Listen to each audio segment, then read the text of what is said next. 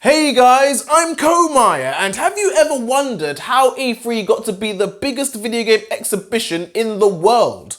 Or if it matters if it irritated half the video game industry? Or how, in its almost 25-year history, more companies have pulled out than teenagers trying to dodge a pregnancy? Well, this is Start and Select, and we're gonna take a trip through the history of E3.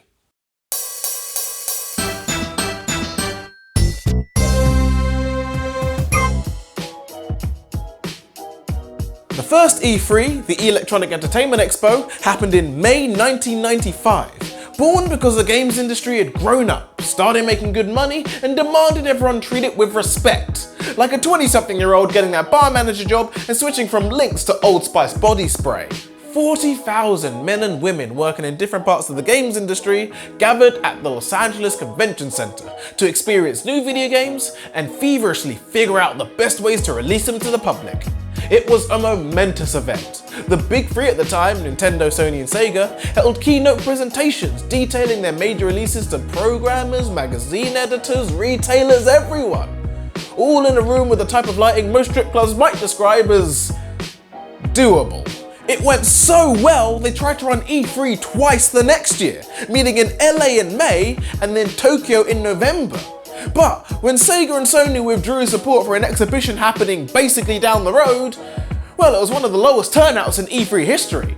Forever referred to as that one time video games realised no one cares about the Winter Olympics. June 1997 and May 1998, E3 and the Los Angeles Convention Center didn't reach an agreement, so E3 took that midnight train to Georgia, marking the first time a trade show got caught by its partner of 2 years, sticking its joystick in a little Asian side piece, and was forced to sleep on the couch. But E3 returned to LA from 1999 to 2006. Microsoft joined the keynote presenters in 2000, preceding the launch of the original Xbox, and Sega stopped presenting in 2002 after the discontinuation of the Dreamcast. You know, when Sega stood for several employees got axed. E3 had been a strong platform in the games industry for over a decade, and it constantly created these moments that would live on for years after it ended. All the way back when the Sega Saturn was selling for $400 and Sony's PlayStation went ahead and $299. undercut the competition with a mic drop loud enough to give a deaf person their hearing back. To former Nintendo of America president Reggie Fils-Aimé sounding off his mating call before playing some Wii Fit. My body is ready. So are you wearing just light layer Heavy clothing. Heavy clothing. Sadly, good things rarely last forever, and the people working in the games industry attending E3 were expressing concerns over the rising cost to participate and the rising number of people being allowed in after basically running a live journal for 6 months with about as much professional responsibility as Ralph Wiggum.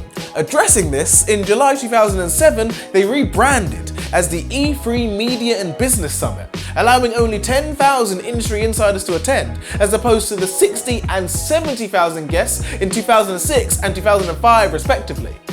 It was also, and I'm not joking when I say this, held across several separate hotels and an airport hangar in Santa Monica, California.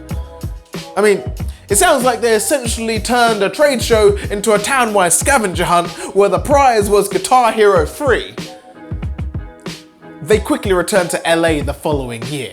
In 2009, E3 went back to being called E3, settled in an early June time slot, and provided a consistent setting for gaming press conferences and playable demos for the next 10 years.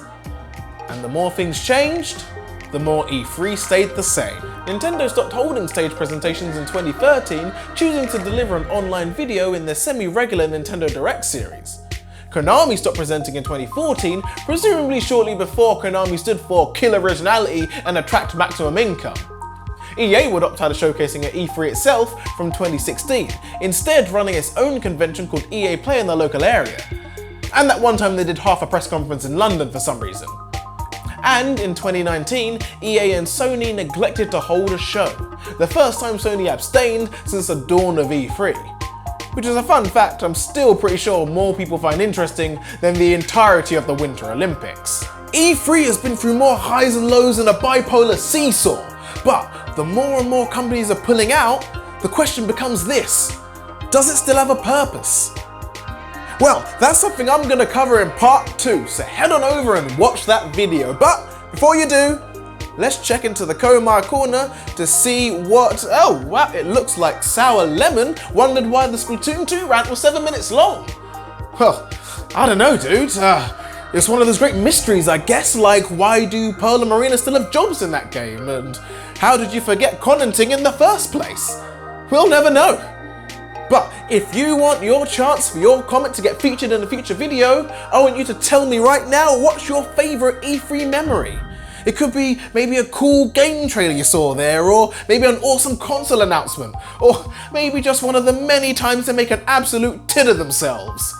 Let me know down below, or chuck me a tweet. So, until part 2, I've been Comire, this has been Start and Select, thank you, and good night.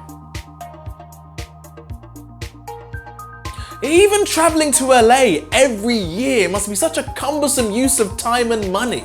Meanwhile, I get to travel to my bedroom in my underpants, stick on a live stream, and get the news the same time as Mr. IGN, who's only sitting there so he can write off the drinks at the LA Live bar as a business expense.